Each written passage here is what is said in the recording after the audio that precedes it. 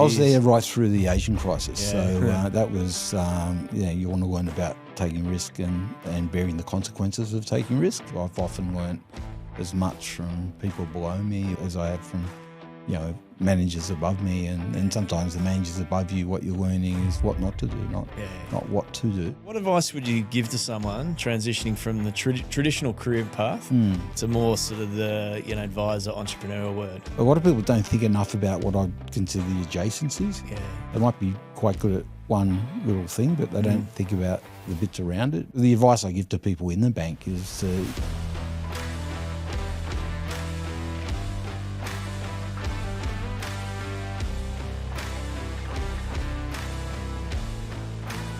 Private markets investments are investors can find some real value. I find the best way to learn is learn from someone who's done it before and given it a go. Hi, I'm Travis Miller, host of Grow Your Wealth podcast. Thanks for joining me here today. On these podcast sessions, we're going to talk through how certain investors have navigated the bumpy road of investing, whether it be through business or investments in general. Thanks for listening today. Welcome to another episode of the Grow Your Wealth podcast, where we explore the strategies and stories of financial success. I'm your host, Travis Miller, and today we're excited to have a distinguished guest with us, Steve Lambert. Steve brings over 35 years of international experience in the wholesale banking sector. He's a co-founder of Capital Markets Advisory Services, a boutique advisory firm that specializes in financial markets with a particular focus on working with companies with an emphasis on environmental and social outcomes through impact investment and environmental finance. Steve also serves as the chairman of the OMM Group companies. He's on the board of Athena Home Loans, Lumi Financial Services, and Endeavour Services New Zealand. Join us as we delve into Steve's wealth of experience and insights on building high-performing teams, navigating financial landscapes, and fostering sustainable development. This promises to be an enlightening conversation for anyone interested in the intersections of finance, innovation, and sustainability. Steve, welcome to the show. Yeah, thanks, Travis. Thanks for having me. Appreciate you coming on. No dramas. Now, we're just going to start pretty much at the beginning, like who you are, what are you currently focused on from a business perspective? Yeah, great. So who am I? I'm a Sydney boy. I've, as you said, I've spent a long time in financial markets originally. Live in Sydney, 3 sons, 2 of which are overseas. One's a couple of weeks away from going overseas for a while. But my main thing, I spend about 70% of my time at the moment working with fintech companies, mainly lending fintechs. So help them predominantly on the liability side and the risk side. A lot of it's like mentoring and coaching the founders. And I spend about 30% of my time more on the funds management side, often in investment committees, or I helped set up a disability housing fund, which I've just got off. That was about 5 years ago, and working in things like renewable energy and build to rent at the moment as well. So just different things. Gotcha. Whereabouts in Sydney are you from? So I'm a Maroubra boy, a Bra boy. Gotcha. Originally, Maroubra in Matraville till I was about 17. Gotcha. Left home sort of relatively early and went to uni. Dad was a factory worker, worked around this area, really where we are, not too far from where we are now. So it's changed a lot around here. It really has. A lot more high rise than there used to be, and less factories and a bit more distribution, I guess. Sure. Now, do you want to? We take a step right back, right? Yeah. 17, you went off to uni. Do you want us to go through your education? You obviously went to primary school, high school around Maroubra, presumably. Yeah. So I was just just went to the local school. I was always sort of reasonably good at school.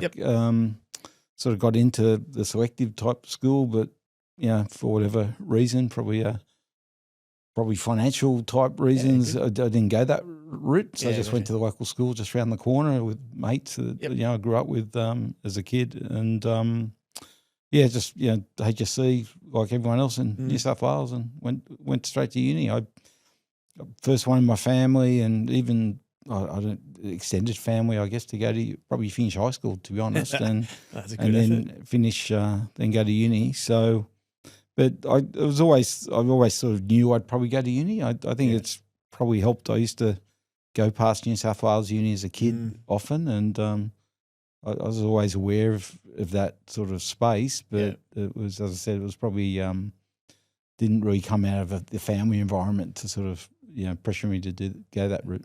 Guess if you do well at high school, the natural next trade is I'll go to uni. Yeah, I think seems like the path. What did you study?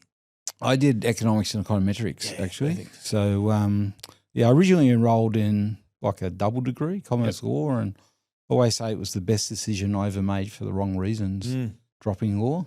I just, but yeah, it was economics was the right one for me, and econometrics, bit of maths. I need a double degrees. I've obviously got kids going through uni and things like that, and double degrees sound awesome. But when you're chatting to a lot of people, it's like, well, what are you doing a double degree for? Like, get one degree? Yeah. Do you want to get into the workforce, or do you want to keep studying? Because double degree ultimately is 5 years, right? So what's your ambition here? Yeah. And obviously, if you want to go into law, you need to, probably do that. But a commerce law degree sounds pretty cool. Yeah. But why? Depends. Why? What are you doing it for?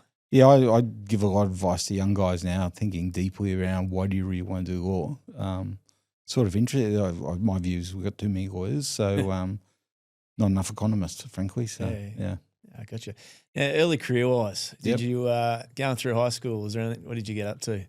Yeah, so like I've always sort of had a job. I sort of worked at Woolies, and I used to tutor a lot when I was at high school, and then I used to tutor a kid whose father was a private investigator. I ended up sort of in that space for 4 or 5 years through uni. That was probably one of the main ways I paid my way through.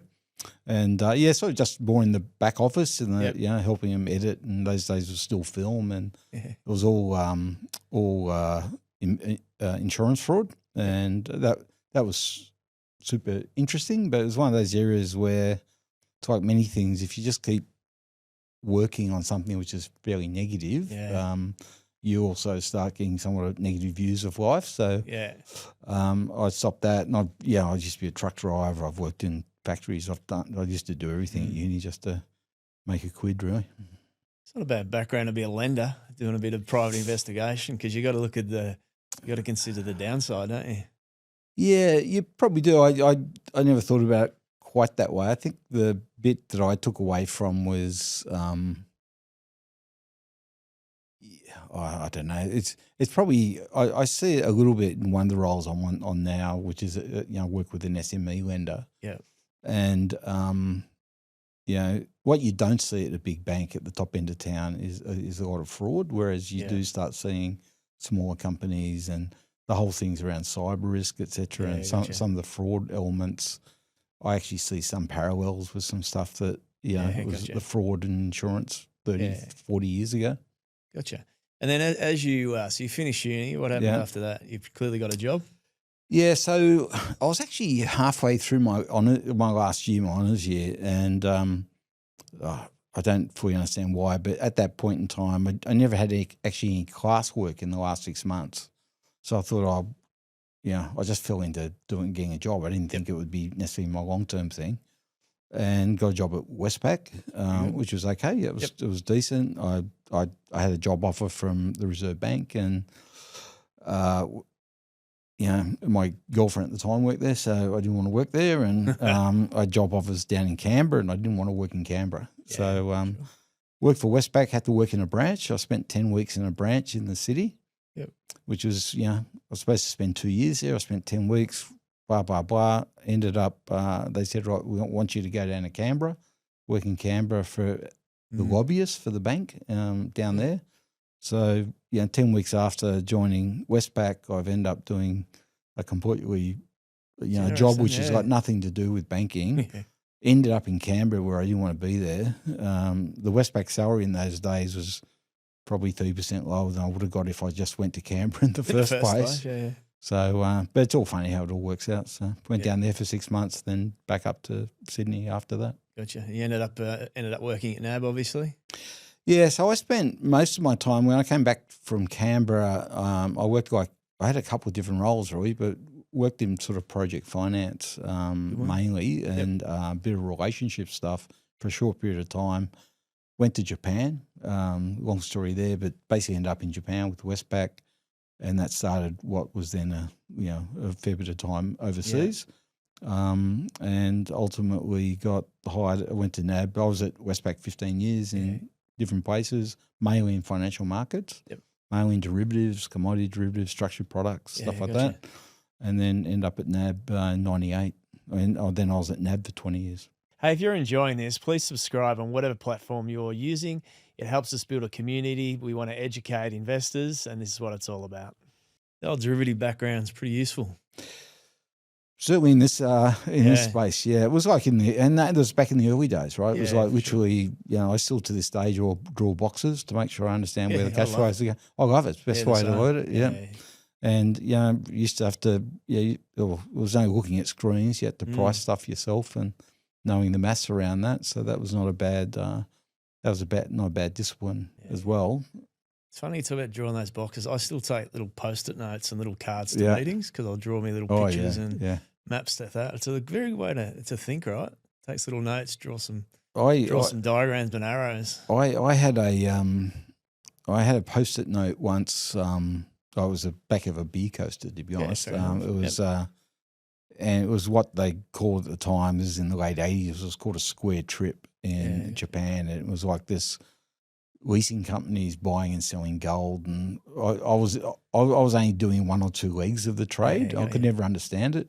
I had this chap explain to me the 4 bits of this square trip, and I subsequently the next 2 years I just did a number of bond deals, and I got into fixed income because I was doing derivatives. I ended up doing derivatives for clients who were buying bonds, and then I went from there to effectively issuing bonds to those same investors.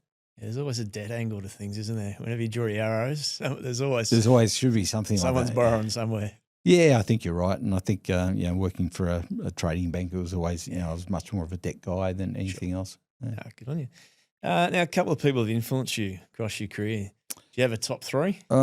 It's a hard one with that. The chap I worked for in Canberra, who was the lobbyist, he was actually a bit of an influence, not necessarily always a positive way, but I think, again, with reflection, I was probably a bit chippy when I first sort of out of uni.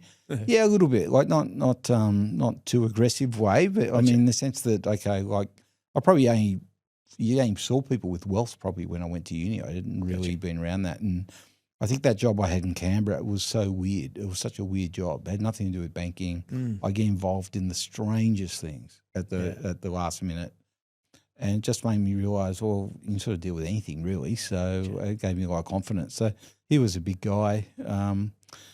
And the chap who sort of got me into Tokyo, I was like a young guy. I was probably 23 or 22, I guess, when I went to Japan. And he took a real risk on me and gave me a job in Tokyo when I was over there for about 5 years. And I worked in a lot of the secondary centres in Asia around that time and spent some time in New York. So his name was Darcy Ford, and Darcy unfortunately passed away a couple of years ago, but he was a huge influence on me as well.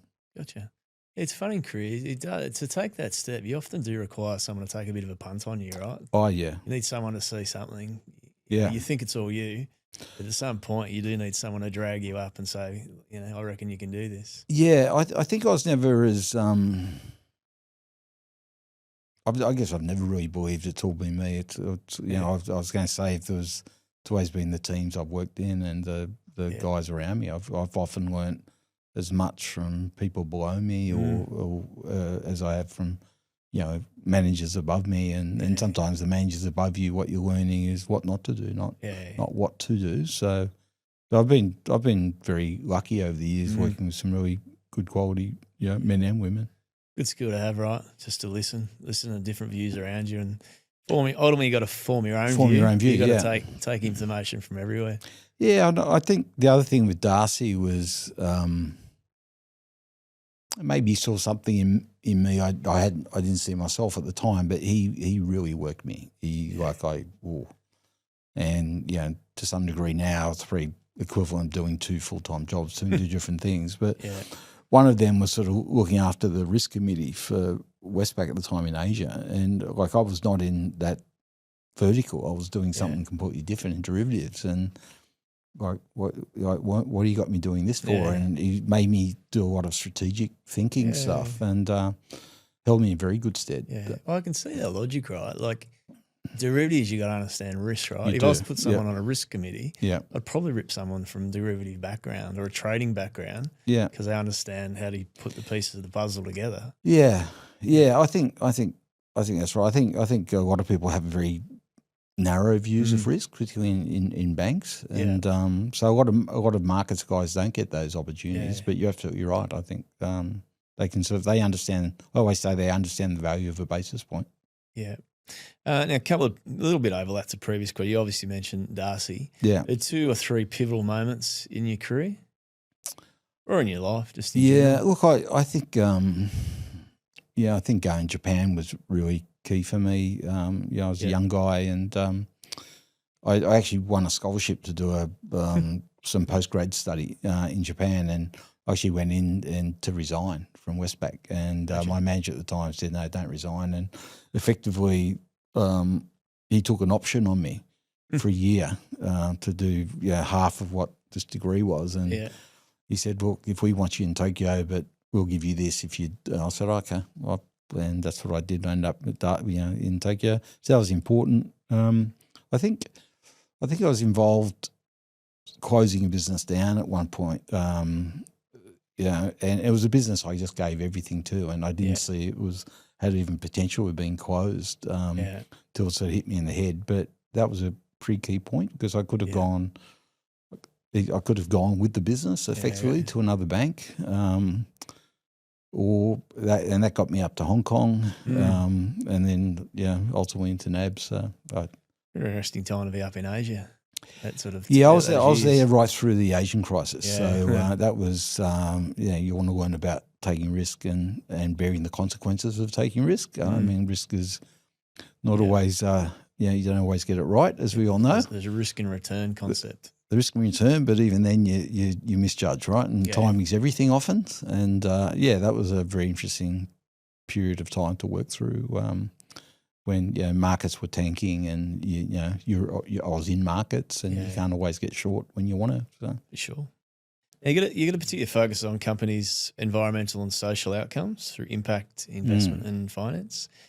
A bit more on the why. What drives you in business? Why in those particular areas of focus? Yeah, I think at one level, it sort of, there wasn't one thing. I think it was like this an aggregation of different things over time.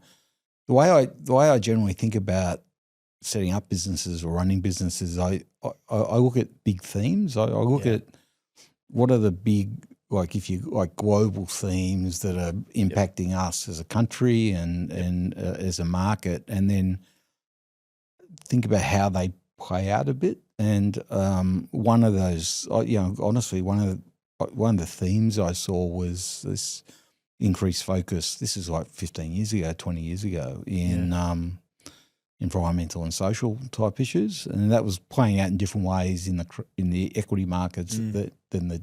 And the debt markets were a bit behind at that point. Sure. And as I got into that there was some logical, no regret decisions you can make around. We're going to have to think about renewable financing. Ultimately, how's that going to get funded? Green bonds, etc. So it all sort of came out of somewhat of a economic and theme based thing rather than a political or anything decisioning. Gotcha. And and the interest for me longer term was more in the social side than the environmental, to be honest, though the easy wins are in the environmental, and I'm sort of still involved in both. I was involved for a number of years with the United Nations, and I was on their development program, their finance initiative. So I ran that I was involved in that for about 4 or 5 years when I was at NAB, and so it was just one of those things I've sort of taken over into sort of my post-NAB world. Yeah, I mean, one of your things you said at the start was you see being a director being a bit more of a mentor, right? Which is a mindset of helping from just a general standpoint, right? So I do get that logic. Yeah, I think you're right. I think okay, well, this is getting probably a bit, maybe too deep, but as you sort of think around what drives you, for me, it's never been about the money. It's always been something, more, it's bigger than yourself, and how do you contribute, like, longer term, and I think that plays out different ways. And for me, I found that, coaching, teaching, mentoring came reasonably naturally to me, and something I've always enjoyed. Yeah, gotcha. But it sounded like when you started, you didn't necessarily come from a background of money, and so that's, I guess, where you start. Yeah. I don't care about the money. I care about different stuff because, I've survived without money. So I can kind of. Yeah, I think, it's not, I'm not a saint, right? So it's like, you got to make $1 still. You got to make a quid, but you sort of know the value of it, and equally you don't have to, like my view is there's always people you meet, there's a lot more than you, and and vice versa. You always meet people where you've got a lot more, life's been a bit easier than others. And I guess I think if you're doing something you really like, you're interested in, you're inquisitive, the money will sort of come as a byproduct of, being good at what you do, right? Hey guys, I hope you're enjoying this episode. If you want to learn more about alternative assets, there's a book here you can read, How You Grow Your Wealth with Alternative Assets. Now back to the episode. Were you around at NAB when they started doing the social bonds and things like that? Was that that was sort of my team, and sort of I got in. That was I was part of that whole process of thinking about that in the first place, and then putting the team together, and that sort of fell under me. Yeah, it's a permanent part of the sort of the bond world now, right? Each of the banks issuing sort of social bonds. Yeah, social and green bonds. For sure, green's the other one. Yeah. Very good. Now, what advice would you give to someone transitioning from the traditional career path to more sort of the advisor entrepreneurial world? Because I know a number of entities you're on the board with. Yeah. Some of those people have jumped out and gone out on set up their own business. Yeah. So again, I mean, there's a lot of guys I know who, as they think thinking about retiring, sort of come to me and talk to me about that process. I'm not sure that the way it worked for me is right for everybody, but I think the key is you like I view you always have to keep learning, right? It's always have to keep doing new things and being relevant. Yep. And being contemporary. So I think the first thing I would just say to people is that you're not just there to do what you did at a major bank. It's a bit different. You have to, and you want to learn, and the sort of. And I think you need a decent connection with those groups that you want to work with. So I was lucky. I found people found me, and it's good. Sometimes I would just say to people, don't rush into the first thing that you see. Also, spend a bit of time. I like spending time and understanding the people you want to work with. That they're guys that are worth spending a fair bit of your life with, and that they're committed to something in the shared values, really. Gotcha. It's interesting you say about learning. A lady started with us from NAB. She said to me yesterday, I've got a heap to learn. And I'm like, well, it's better than the alternative, right? Yeah. Nothing to learn. Head spinning. You want your head to spin. Yeah. Because you want to be in a situation where you're learning new stuff. Like she spent 25 years in banking. Yeah. Makes the jump out and it's learning new things. Yeah. That's the benefit of sort of entrepreneurial smaller businesses, because you got to do a lot of stuff yourself. You're spot on, Travis. I think you are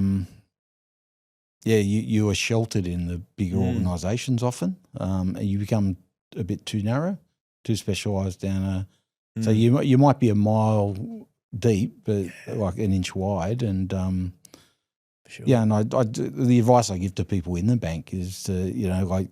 A lot of people don't think enough about what I consider the adjacencies. Yeah. They might be quite good at one little thing, but they don't think about the bits around it. And I think I think the goal was to try to build some breadth as well as reasonable depth. You don't have to be, maybe a mile deep, but get well below the surface. Yeah, for sure. Now, a couple of things that if you go through your career, we'll go through a couple of things that worked and a couple of things that haven't. So let's start with the good stuff. I've got heaps of both. What's that? I got a lot of both. Yeah, I know, unfortunately. it's just sort of, that's a proper career, right? Yeah. Yeah, we can touch on a couple of things you reckon worked. And we'll talk about the bumps after that.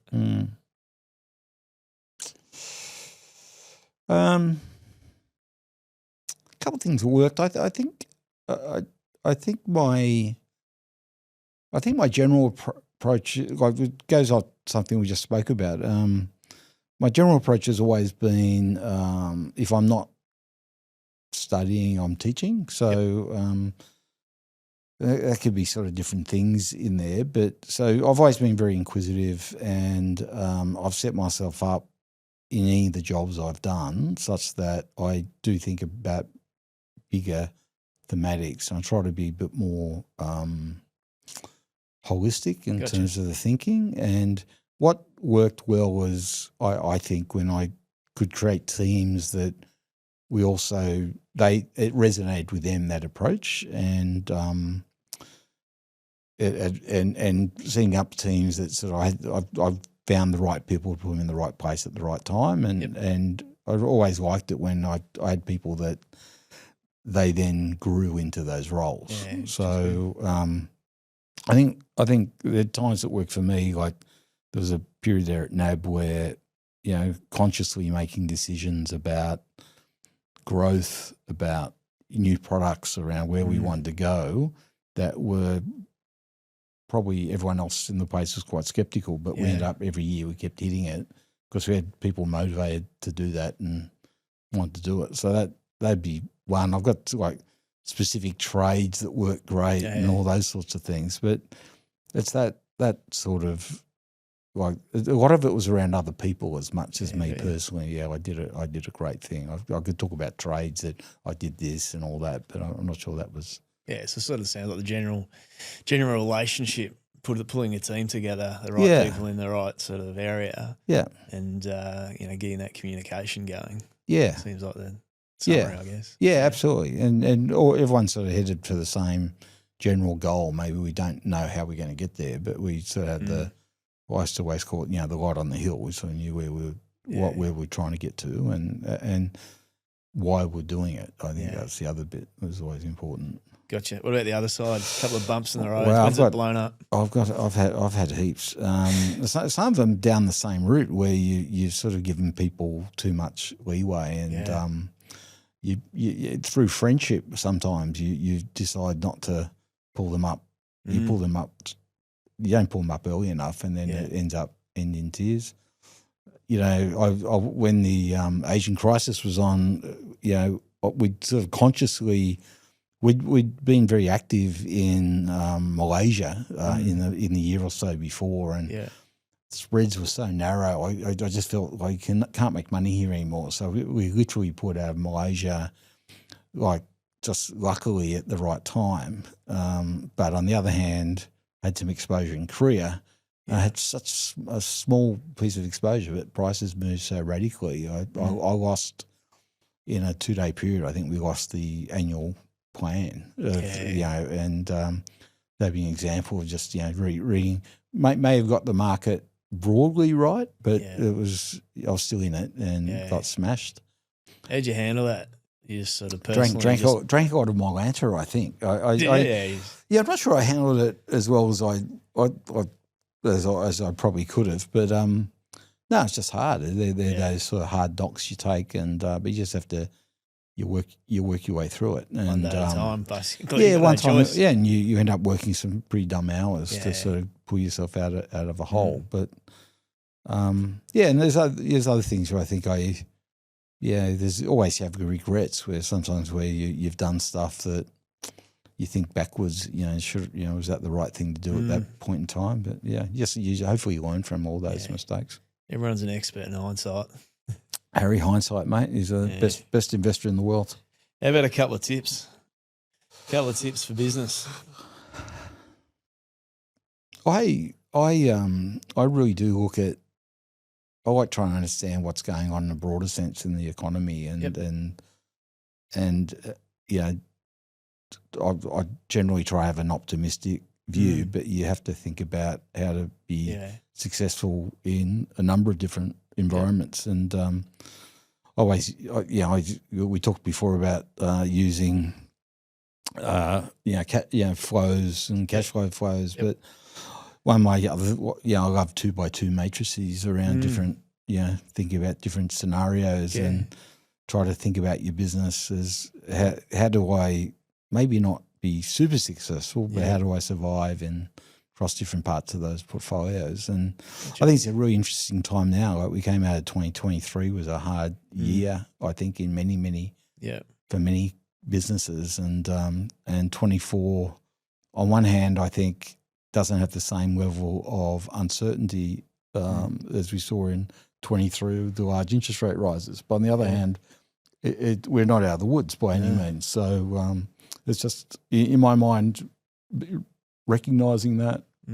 Don't just look at what's happening in the front page of the AFR every day. Like just think about, what is your view of around where it's going to go. And you may be wrong, but at least it's and just think about how you stress. I don't think a lot of businesses use enough data in terms of how they actually think about things. It's I like trying to combine. Yeah, sure, I trust my gut instincts and my gut feel, but it's all based around that. At the end of the day, for me, a lot of it's still data driven. Yeah, and have that view. I think the other bit, I do like in the non-bank space, as do you. What the non-banks are, a lot of their some of their success factors at least are sort of driven by understanding their liability strategy. I think a lot of people don't put enough focus on that. It's actually I think is really, really critical. And then the other bit is the banks evolve all the time, and often a non-bank does well by playing where the banks aren't playing. It's a good strategy, and but also being conscious that the banks themselves are changing, and it's just trying to understand that surface of where the banks are playing, and the broader like that whole intersection between where you can play successfully and where you can play successfully in the future. Because I think a lot of people don't think enough about where the ball's going to be. Like so looking at, sometimes it's a bit too much like looking at 6-year-old soccer play, 6-year-old soccer, rather than the looking at the professionals. Ball we go anyway. Hey, if you're enjoying this, please leave a review. It's really important to us. We're trying to build momentum around education, and better reviews will get more people coming and listening. Competing head on with banks with their cost of funding typically is not a great idea, right? Very difficult. Competing with them with sort of niche areas or where they're not competing head on, it typically makes sense. But I mean, I think your point's fair around sort of thinking around, you got to start macro to make micro decisions. Yeah, you got to understand the macro environment you're in. Yeah, because otherwise you're kind of flying blind. Yeah, and I think it's a bit about doing both, right? Like I'd always talk about bottom up and top down, and somewhere in that intersection is probably where you want to be. But just doing one only, you may not get in the right spot. I agree. Now, definition of success for you and how you're achieving it. That could be sort of personal. I mean, it kind of is personal when you ask that question. It's sort of business and personal. Yeah, I don't normally think about this, mate. That's right. You throw a few curly ones at you. Yeah, that's good. I think for me right at the moment, a lot of it's more to do with family, really. Yeah. I've I don't measure myself. I never have measured myself on the bottom right hand corner in the spreadsheet. I mean, you sort of want that to be playing out, and that'll be as it is, and that's fine. I've got 3 boys. My oldest guy, he's just got engaged. We'll get married next year to a Canadian. He's just finished an MBA in Canada. That's pretty cool. Yeah, he's going to get married over there. So I want him to, as he restarts his career, he took a break where he went to do his MBA, and he's now starting that new career. So a lot of it is around how if possibly I can help him in terms of giving him some insights that might help him in what he's doing. Sure. My second son's an entrepreneur. Yep. He lives up in Osaka in Japan. He does some really, really, really cool stuff. Did you teach him Japanese? His mum, who's Japanese, taught him Japanese. Gotcha. So he lives up there, and he's doing some phenomenally interesting stuff. He came out of a management consulting background, but he's been doing that for a few years. And it's hard work being an entrepreneur and a young guy. He's only 26, and he's still in a different country as well. Different country, a couple of different founders who older than him, and so he's one of a co-founder and doing some stuff in the commodity space and blockchain, and but I know he's going to be successful. But again, how do I help him get through some of the highs and lows? And my youngest guy, been working for a few years. He's about to go overseas for a couple of years, and we'll see how that all plays out. So a lot of it for me at the moment is very much around the family and supporting my wife. And she has a fairly stressful job in domestic violence related stuff, legal aid. Yep. So it's about I'm just enjoying life and meeting people and helping people at the moment. It's not really much about me, frankly. Sounds like a pretty good balance. You did well getting the 3 kids out of your house. No one's. Yeah, that's been good. Yeah, it's always hard. I'm still trying to get rid of mine. Well, our model was you can't go to uni in Sydney. It's smart, right? And get them to go on college and campus. Yeah, so we were at least for a year in campus on college, but get them out of Sydney, and otherwise you get into this bubble, and you want them to grow up a bit. It's a great idea. You want them to grow up, so anyway, that was our model. I moved out of home at 17 as well. I look at that and go, why isn't everyone moving out of home at 17? But I mean, to kids' defence, it's pretty tough to pay rent these days, so. I can't remember it being fun when I had to do it either, mate. But well, you just get more people. That's true. You share rent with more people. You can't afford 4. You get 6 in there. Yeah. No, good on you. Okay, a couple of quick fire questions. Getting towards the end. It sounded like you had quite a few of these, but your absolute first job. I was a paper boy, but my first, half proper job was at Woolies at Kingsford when there was a Woolies at Kingsford. Yeah, gotcha. Stacking shelves. Were you collecting trolleys or checkout? I wasn't checkout person. Sorry. Yeah, I wasn't a checkout person. No, so everything from stacking to. Gotcha. I think I used to do a lot of cleaning. I used to sort of I remember that cleaning and unpacking. Doing the pallets out the back, squashing the boxes and unpacking stuff. Yeah. Yeah. No, good on you. Piece of advice for your younger self. Take more personal risk. Yeah, gotcha. Yeah, take more personal risk. Yeah. What motivates you? You've answered some of this through it, but in a short one, what motivates you most as a person? Helping others, it sounds like. But yeah, pretty right. You're pretty spot on that. It's helping others and seeing others develop, really. Yeah. Gotcha. Tips for driving long-term wealth? Well, number one, it's long term. Yep. And, think about that in that space. You can't make money quickly. Understanding the asset classes a bit, so you understand what are the options. Yeah, I think building really good practices that will hold you steady. I say to every young person I work with in their 20s, you got to learn to the value of $1. You got to be able to work, and you got to learn how to save. Yep. But equally, you got to learn and getting into those decent saving habits. But you got to start having some understanding of investing as well. So, there's different cycles through your life, but it is long term. Compound interest, long term. Compound interest, right? There's not a bad thing as well. But I think it's actually the great thing now is there's a lot more access to information around different things, and people like yourself is giving access to different styles of investors, access to products that they would never had even 10 years ago, 20 years ago, right? So there's a lot more options, but with that means you have to also be a bit smarter around what you do and how you do it. And wary, right? That's and wary, it's not all wonderful, right? So and I think the other bit is you do have to be sensible around, depending on your age, at certain ages you've got less time to be able to cure problems, right? So the idea of becoming if you like, more defensive or more